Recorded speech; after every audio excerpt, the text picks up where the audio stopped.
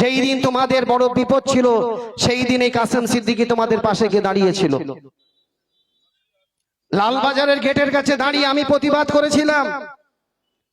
ওর বাড়িতে পুলিশ এসছে রাত 2টোর সময়, ওর বাড়ির পিছন দিক দিয়ে খিড়কির দরজা দিয়ে ওকে বের করে অন্যজনের বাড়িতে গিয়ে আমি লুকিয়ে রেখেছি।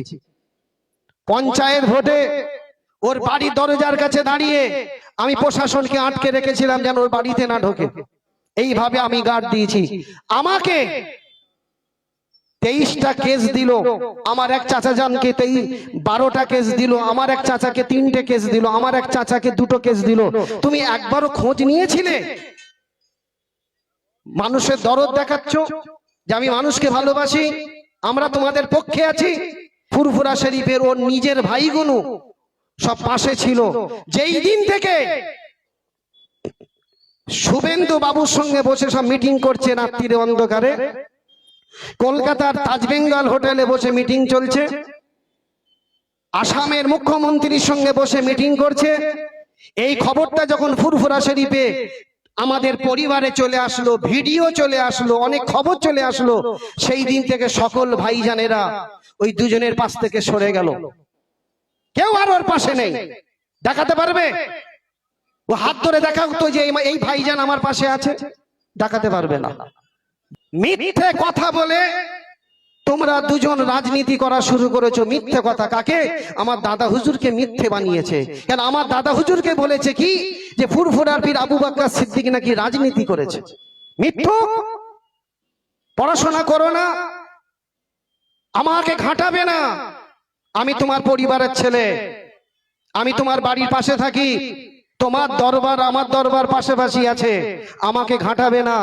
আমাকে যদি ঘাঁটাও আগামী দিন তোমার বাংলার মানুষ তোমাকে কিন্তু আরো ছুঁড়ে ফেলে দেবে। হ্যাঁ, বড় বড় কথা বলছো। হ্যাঁ, সোশ্যাল মিডিয়ায় অ্যাক্টিভ করেছো কয়েকটা ছেলেকে। আমাকে সোশ্যাল মিডিয়ায় কিছু মানুষ গাল দিচ্ছে। আমার দিকে তাকান, আমার দিকে তাকান। সোশ্যাল মিডিয়ায় কিছু ছেলে আমাকে গাল দিচ্ছে। এরা তবলিগের ছেলে নয়, যারা তবলিগ করে তারা নয়, আমাকে গাল দেয়নি। হিন্দু ভাইয়েরা আমাকে গাল দেয়নি, পাঞ্জাবিরা আমাকে গাল দেয়নি, বেরোরিরা আমাকে গাল দেয়নি, ওয়াহাবিরা আমাকে গাল দেয়নি। ওই ওদের কিছু পাঁচা চাটা আছে, তারা আমাকে মাঝে মাঝে গাল দিচ্ছে সোশ্যাল মিডিয়ায়। এরা দাদা হুজুরের লোক নয়, এরা ফুরফুরাকে ভালোবাসে না, এরা আমার বাপ চাচাদেরকে ভালোবাসে না। ওরা শুধু ওদের দুজনকে নিয়ে রেখেছে। যে সব চাচাদেরকে কেস দিয়েছিল, একবারও খোঁজ নিয়েছিলে যে আমরা কেসটা তুলে দেবো? চিন্তা করেন না। অনেক ভাইকে কেস দিয়েছিল, আমি তাদেরকে কয়েকটা ভাইকে আমি সাথে করে নিয়ে শ্রীরামপুর কোর্টে গিয়ে আমি তাদের কেসগুলো তুলে দিয়ে এসেছি। অনেক আইএসএফ এর ছেলেরা আমার কাছে গেছে, যেই দিন থেকে রাজ্যের দায়িত্ব আমাকে দিয়েছিলেন, সেই দিন তারপর থেকে আইএসএফ এর অনেক ছেলেরা ঘর ছাড়া আমার কাছে গিয়ে বলছে ভাইজান আমাদেরকে উদ্ধার করতে হবে, আমাদের কেস আছে।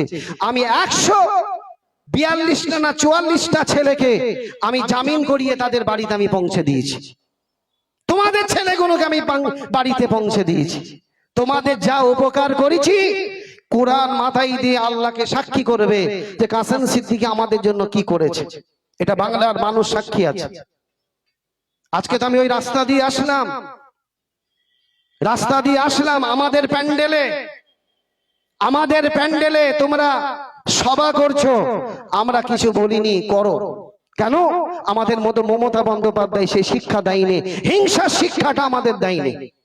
করো না, করো। সভা করছো, করো না। বাইরের লোক আনছো কেন? খিলকাপুর থেকে লোক নিয়ে আসা দরকার কি? বেড়াচাপা জীবনপুর থেকে লোক আনছো। কলসুর নাম শুনেছেন? কলসুর চাঁদকাঠি, দেগঙ্গা নাম শোনেন? এটা আমি ওখানে জলসা করি ভাই, বছরে 3 বার 4 বার ওই গ্রামে যাই। আমি কাঁচটা খুলে বলছি কি গো? বলো ভাইজান আমরা কলসুর থেকে এসেছি। বিরাট ব্যাপার, তোমাদের বিরাট ব্যাপার ভাই। চাঁদকাঠি থেকে এসেছে, চাঁদকাঠি, দেগঙ্গা চাঁদকাঠি থেকে। যান নিয়ে আসেন না। আমি ওখানে মিডিয়া পাঠিয়েছি, ছবিগুলো দেখবেন গাড়ির। অতএব মাইতি সাহেব, শুভেন্দু বাবুকে খুশি করতে হবে না। আমডাঙ্গার মানুষ 4 তারিখে তোমাকে ছুড়ে ফেলে দেবে, মনে রাখবে। তুমি মুসলমানদের পাড়ায় এসে ইসলাম ধর্মকে ছোট করছো, তুমি মুসলমানদের পাড়ায় এসে আমার কোরআনকে ছোট করেছো। তোমার সঙ্গে আমার হিসাব কিতাব হবে। আমি তোমাকে 4 তারিখে জিজ্ঞাসা করব, তুমি আমার ইসলাম ধর্মকে ছোট করলে কেন, আমার কোরআনকে ছোট করলে কেন, মুসলমানদের পাড়ায় গিয়ে কেন বলেছো যে আমার মরণের পরে আমার কবর দিবে মুসলমানদের পাড়ায়? এই কথাটা তোমার কে বলতে বলেছিল? তুমি একটা ধর্মের মানুষ, তোমার ধর্মকে আমরা শ্রদ্ধা করি, সম্মান করি, তুমি আমার ইসলাম ধর্মকে ছোট করবে কেন? এই পাওয়ারটা কে দিয়েছে? নরেন্দ্র মোদী শিখিয়েছে তোমাকে, অমিত শাহ তোমাকে শিখিয়েছে। ওরা তো ধর্মকে নিয়ে রাজনীতি করে, আর তুমিও শুরু করেছো ধর্মকে নিয়ে রাজনীতি।